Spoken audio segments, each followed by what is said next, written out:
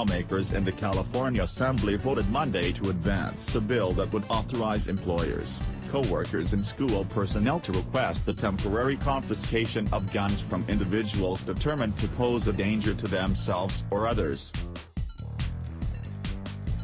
The legislation, AB 2888, would build on California's existing red flag law passed in 2014 following a deadly shooting spree in Isla Vista.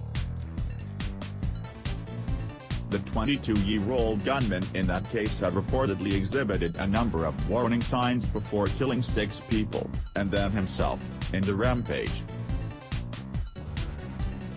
The current red flag law gives family members, roommates and law enforcement officers the power to petition the court to remove firearms from individuals who have displayed dangerous behavior. Judges then hold a hearing to determine whether to order the gun owner to surrender their firearms and stay away from all guns, typically for a year, although the restraining orders can be extended beyond that based on additional evidence. The new bill would expand the list of people who can file for such restraining orders to include a subject's employer and co-workers and the staff of a high school or college that the person has attended in the last 6 months. We're grappling with this issue of gun violence as a nation, bill sponsor Assemblyman Phil Fink, D., told HuffPost. I've never said this is a panacea, but it's just one of many solutions we have to offer. The state's courts have issued around 200 restraining orders to prevent gun violence since the original law went into effect. 2016, according to Ting. He said his bill would provide additional opportunities to catch troubling behavior. Once you move away from home and you're an adult, you may not spend time with your family, said Ting. You may not have much interaction with law enforcement, but chances are if you're working, you see your co-workers every day for 8+ hours a day, and you're with them not just in the work environment, but socially. Ting pointed to the February massacre in Parkland, Florida, as a case in which a red flag law, and specifically this sort of broader statute, might have been able to save lives. Although the suspect in that shooting, a 19-year-old former student at the high school, had attracted the attention of local authorities on numerous occasions before his attack, school staff had also reported concerning behavior as far back as 2016. Florida is among the 9 states with the red flag law and one of the 4 to have ushered through legislation since the Parkland shooting.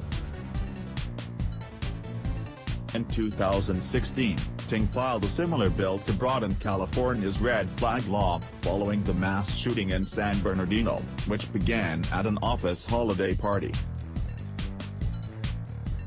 Governor Jerry Brown, D., ultimately vetoed the legislation, calling it premature to enact a further expansion even as the initial law was just going into effect.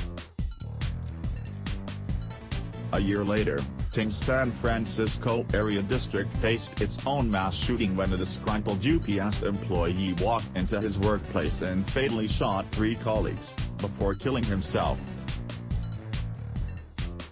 When it comes to school safety specifically, restraining orders aimed at stopping gun violence are only part of the equation, said Amanda Wilcox, legislative chair of the California chapters of the Brady Campaign to Prevent Gun Violence.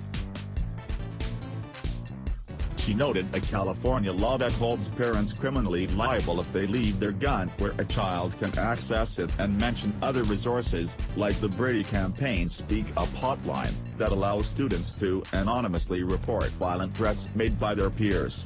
Practices and law and policies that make home safer would also keep schools safer, she told HuffPost. Wilcox said she supports Ting's bill and suggested that the relatively few restraining orders issued in the past 2 years under the original law show that it isn't being overused, as opponents argued it would be. The standards of proof are high in the law, she said. It probably needs to be used more, but also under the law it's supposed to be a last resort if there's not another way to remove the guns. With more time to educate Californians on how the red flag process works, Wilcox said she's hopeful these restraining orders will be able to keep more guns out of the hands of dangerous individuals. "What I don't want is a case where it could have been used and should have been used and wasn't, and someone is dead because of that," she said. AB 2888 passed in a 48-25 vote largely along party lines. The state Senate is expected to consider the bill in the coming weeks. Video and NRA campaign arm took in record amount in donations. For more news videos visit Yahoo View. This article originally appeared on HuffPost.